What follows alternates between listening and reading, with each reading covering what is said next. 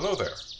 Welcome to my weekly meditation. I am Reverend Devon, and if you are looking to nurture a progressive faith and are open to a second opinion, please know that no matter who you are or where you are in your life journey, you are welcome in this place. And so please also feel free to like and subscribe and share these messages with anybody you feel called to. Our reading for today comes from John chapter 1, verses 43 through 51. The next day Jesus decided to go to Galilee. He found Philip and said to him, "Follow me." Now Philip was from Bethsaida, the city of Andrew and Peter.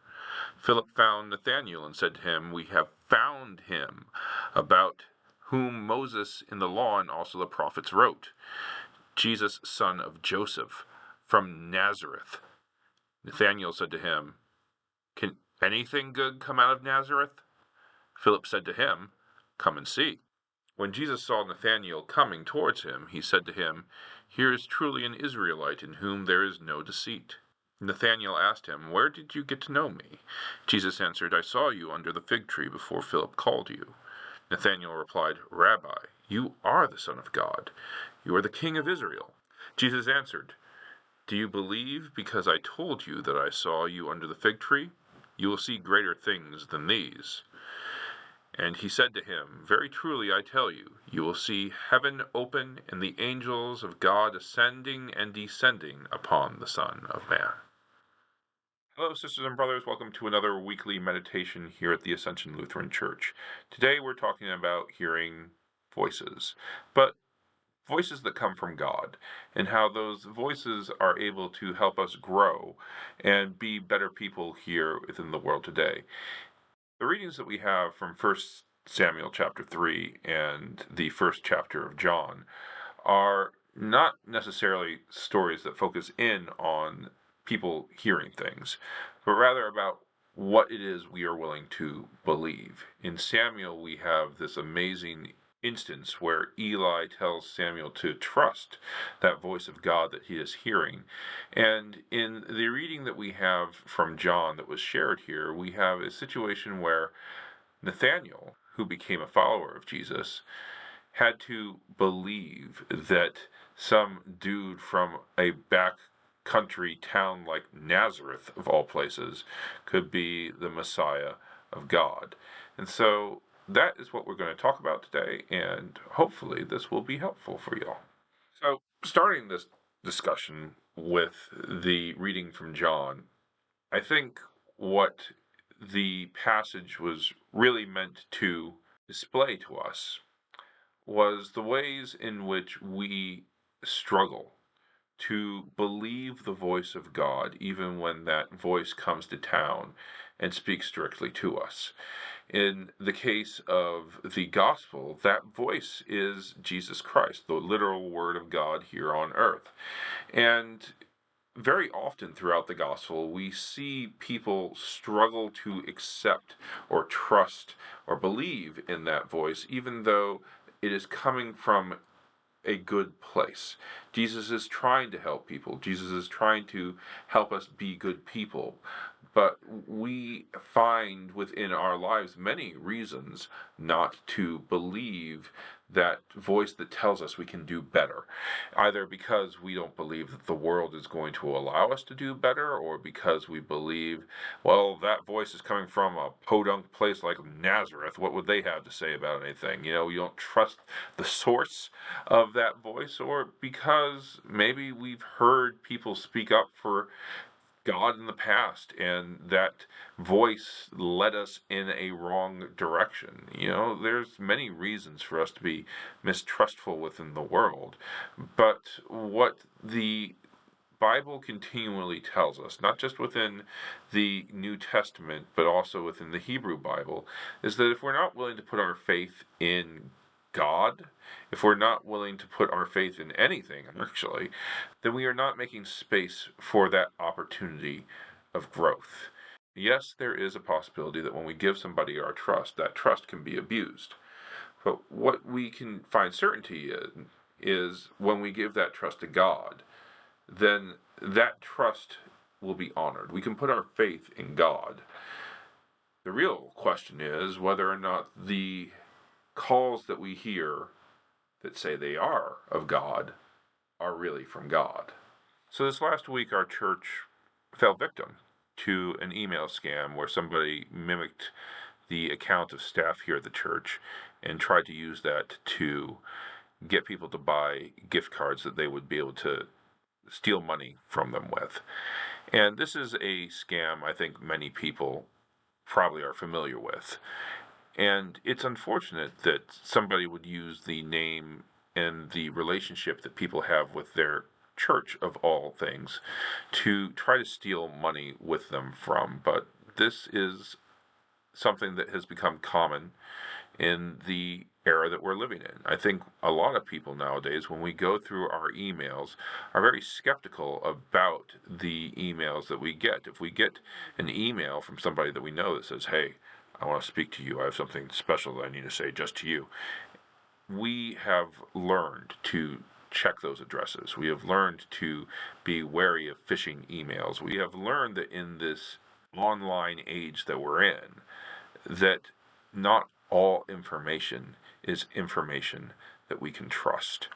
And I think that that has gone a long way to making it so our society struggles now more than ever to believe other people, to trust each other, to come together in a way that is meaningful and allows us to address the problems that we are dealing with in this time. This was true in Jesus' day and age as well. And I think that Nathaniel in John chapter 1 had plenty of reason not to trust that Jesus was the Messiah, even though a good friend of his, Philip, vouched for Jesus and said, no, this is the real deal here, Nathaniel. This is the Son of God. You should listen to him. Nathaniel didn't really trust Jesus until Jesus performed a minor miracle and said to Nathaniel, look, I know you're wasting time under a fig tree before you came here. Nathaniel was like, how do you know that? Nowadays, we probably would assume that there was some sort of surveillance or something that was watching us. But Nathaniel needed to have proof in order to overcome his doubts. And so, a part of what we are talking about when it comes to epiphany, when it comes to listening to the voice of God, is you need to believe that what you're listening to is the voice of God for it to be effective within your life. If you don't trust it, what's the point of God speaking to you? And this is true in our reading from Samuel as well. In 1 Samuel, God speaks to Samuel, and Samuel's a kid. He doesn't know what to make of it. So he goes to his mentor, Eli. He's like, look, I'm hearing voices. What's going on here? And Eli said to Samuel, you got to trust it. You got to trust that this is from God. Listen, and it will guide you. When we give our trust to somebody, there is a possibility that that trust will be abused. It is a challenge, knowing the nature of the world that we are in, to give that trust to others because of that fear of getting hurt. But what we are cautioned to remember within the Bible is that if we are unwilling to give our trust to anybody, we rob ourselves of the opportunity to build important connections of love that can help us grow into better people. We're living in a time of heightened mistrust, and with good reason. The institutions that we have trusted in the past, the church, the government, even things like the sports teams that we watch, have betrayed our trust in them in many ways, be it through excluding people or through sex abuse. These are all crimes against our trust that make it more than reasonable for us to be skeptical of not just the people who committed those crimes, but also the institutions that allowed for them to happen to begin with. Of course, people are going to be mistrustful of the Catholic Church. We keep on seeing these sex abuse scandals happen within its hierarchy, and they refuse to do anything about it. We see this in other denominations as well, not just conservative institutions, but even in progressive institutions.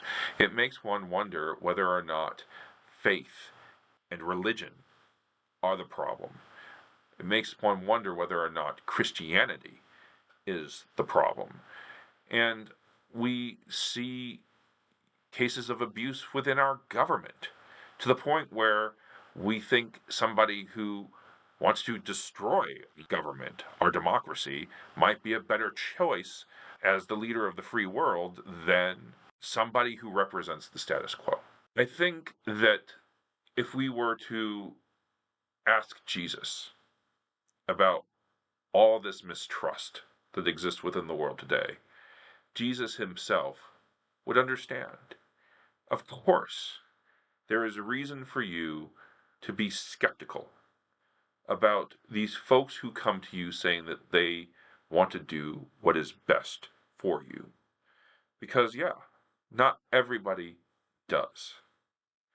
But at some point, we need to be able to overcome that skepticism.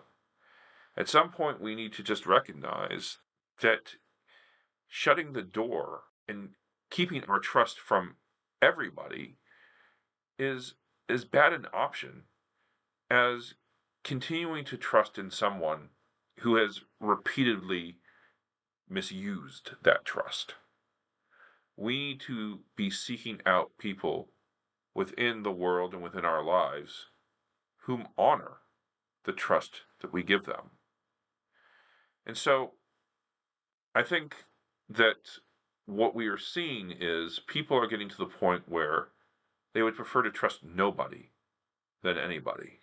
And the biblical narrative, Jesus in reading from John, and even the authors of Samuel, would tell us that that is not a good path to go down.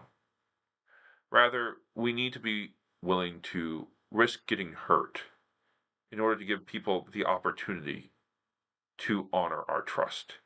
If they misuse our trust, then we don't give it to them again. We don't continue to give power to religious institutions that abuse our trust, or government officials who use their power for their own benefit and not the benefit of others. We don't give our trust, our money, our resources to banks that are going to just squander that on bad investments and allow everyday people to take the hit. And I know that that seems unrealistic considering that our entire society seems to be the problem right now.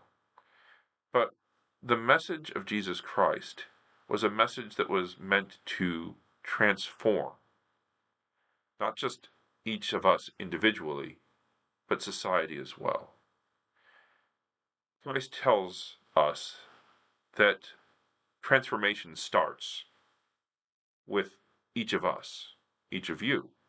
That's what he tells Nathaniel. You believe me right now, but by following me, you're going to be seeing greater things still. The first step that we need to take in order to transform the world and society and all those institutions that are seeking to abuse the trust that people put into them is to become trustworthy people ourselves. If we are willing to create spaces, communities, societies that are filled with people of good faith, then we need to be willing to show up. Then we need to be willing to step up first and to bring that light of faith into people's lives. And so, yeah, that's a lot. Yeah, that also means that we're opening ourselves up to others. But that risk, Christ tells us, is worth the reward. Amen.